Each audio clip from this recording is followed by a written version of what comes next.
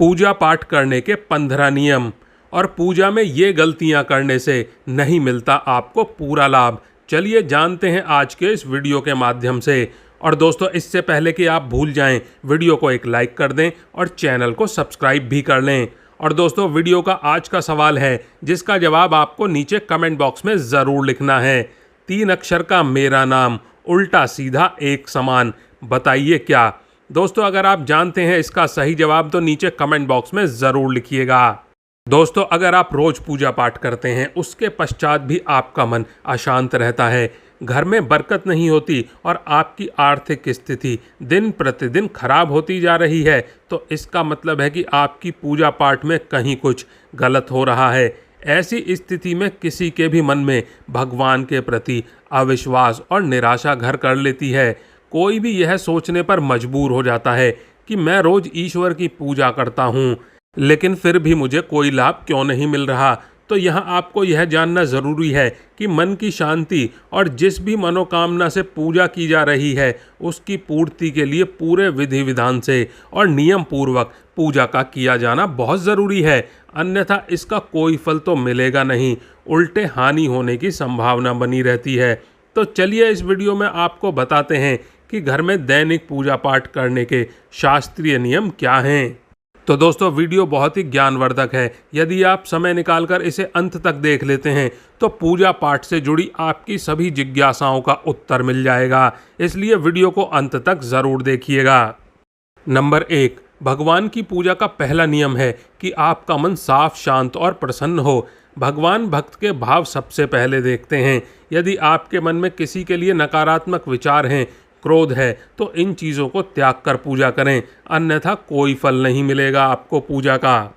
Number 2, अगर आप घर के मंदिर में पूजा कर रहे हैं तो भूल कर भी खड़े होकर पूजा ना करें, यह अशुभ माना जाता है। इससे पूजा का कोई भी फल नहीं मिलता। पूजा हमेशा बैठकर ही करनी चाहिए। कुछ लोग पूजा करते समय ज़मीन पर ही बैठ जाते हैं।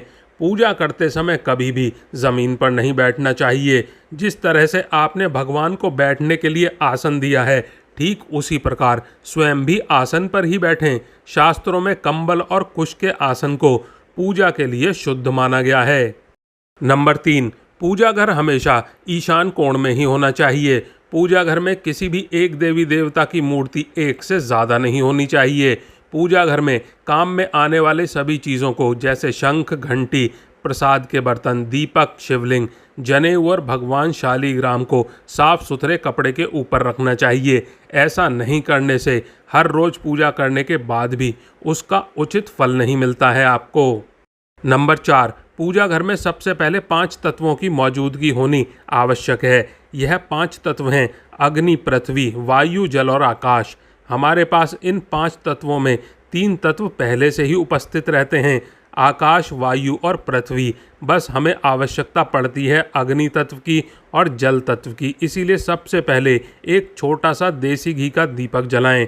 उसके अलावा तांबे के कलश में साफ जल रखें। इसके बाद आप आंखें बंद करके प्रार्थना करें और प्रभु को उन सब चीज़ों के लिए धन्यवाद दें जो उन्होंने अब तक आपको दिया है। हर रोज़ ढेर सारी समस्याएं ना गिनाएं, इससे अभी तक आपको जो कुछ भी मिला है उसका निरादर होता है। नंबर 5, प्रतिदिन पूजा का एक समय निश्चित करें और प्रतिदिन इस समय पर पूजा करें। भगवान की पूजा करते समय दिशा का भी ध्यान रखें। आपका मुख पूर्व उत्तर या फिर उत्तर पूर्व की ओर होना चाहिए। पूजा के लिए कभी भी तांबे के बर्तन में चंदन नहीं रखें। हिंदू धर्म में प्रतिदिन 5 देवों की पूजा करने का विधान है। यह 5 देवता श्री गणेश, सूर्यदेव, देवी दुर्गा, भगवान शंकर और भगवान विष्णु हैं। नंबर 6, बिना सर ढके पूजा नहीं करनी चाहिए। मान्यता है कि बिना सर ढके पूजा करने से इसका फल प्राप्त नहीं होता है। पूजा के दौरान सिर ढकना भगवान के प्रति श्रद्धा भाव को दर्शाता है। पूजा के दौरान सिर ढकने का धार्मिक के साथ वैज्ञानिक कारण भी बताए गए हैं। इसीलिए स्त्री हो या पुरुष पूजा के दौरान सर जरूर ढकें। नंबर 7, दोस्तों, इस बात का भी ध्यान रखें कि पूजा का स्थान घर के फर्श से थोड़ा सा ऊपर होना चाहिए, क्योंकि भगवान अतुल्य और श्रेष्ठ हैं। इसीलिए आप अपनी बराबरी में उनकी पूजा ना करें। पूजा के लिए भगवान को किसी चौकी में या फर्श से थोड़े ऊंचे स्थान पर स्थापित करें।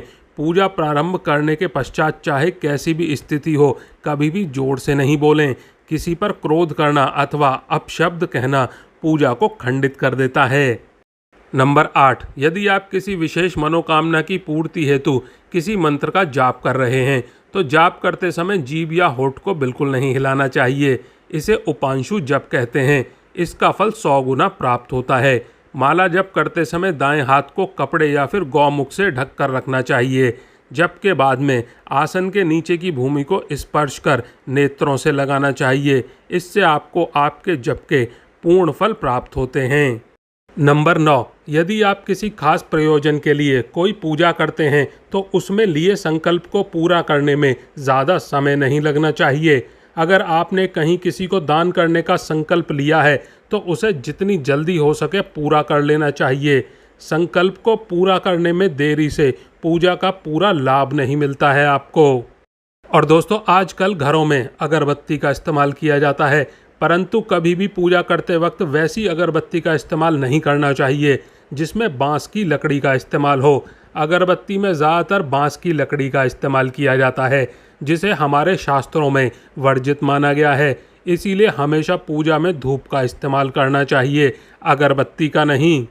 नंबर 11, किसी भी देवी देवता की पूजा करने से पहले दीपक जलाना अनिवार्य होता है। ऐसी मान्यता है कि दीपक हमारे द्वारा चढ़ाए गए प्रसाद, धूप, फल, फूल और अन्य कार्यों का साक्षी होता है। अगर आप पूजा करने से पहले दीपक नहीं जलाते हो तो भगवान तक आपकी प्रार्थना नहीं पहुंचती है।